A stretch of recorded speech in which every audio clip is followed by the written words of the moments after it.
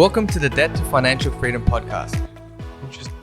What about philanthropic goals? Is that something you sort of discuss? Because obviously everyone at some level, I believe, has goodness within them and they want to give back.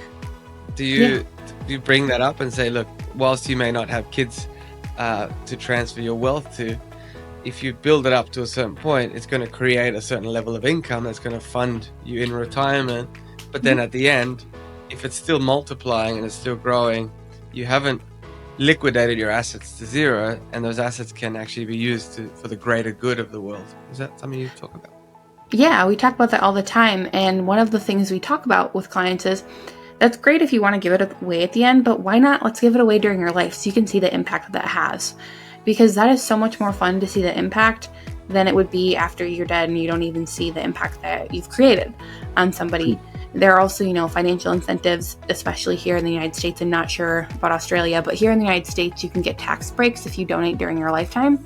So that's something we'll do with clients too is, hey, you're seeing the impact, but also you're getting these great tax breaks, and it can be really helpful. And even sometimes allow you to give away more than what you normally would, just because you're incentivized to give it away.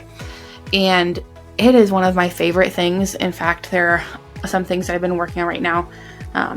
I just love giving. I think that is so fun to me, is to give. And I love working on it. I love figuring out ways to give for clients, whether that be, just giving, we're giving cash every year, or they're giving away some of their appreciated stock, or maybe they're going to have higher giving goals, and so we're looking at some sort of a trust situation to give that money away. And it can be really fun to go through and figure out those different options. But it is a conversation we have all the time. In fact, it's one of our key things if we're trying to get people to spend more money. Sometimes they have a really hard time spending money on themselves, and so what we'll do is we'll encourage them to match whatever they have for their fun money every year in giving. So let's say every year they want to do a trip that's $25,000, but they have a really hard time actually spending that money on themselves. Okay, let's plan $25,000 a year in giving then too. So you're spending $25,000 a year on fun stuff for yourself, and you're giving away $25,000 a year to somebody else who could use that money and really change their life. And whether that be, it's gifts to family members, that could be an option. Usually that's not a huge option unless it's like niece or nephew, but that's not something most people pick a ton of.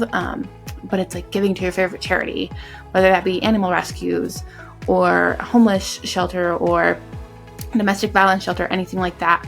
So we do use giving, and we talk about that a lot. And that's one of my favorite topics to talk about is giving. Estate planning too, but giving is really fun.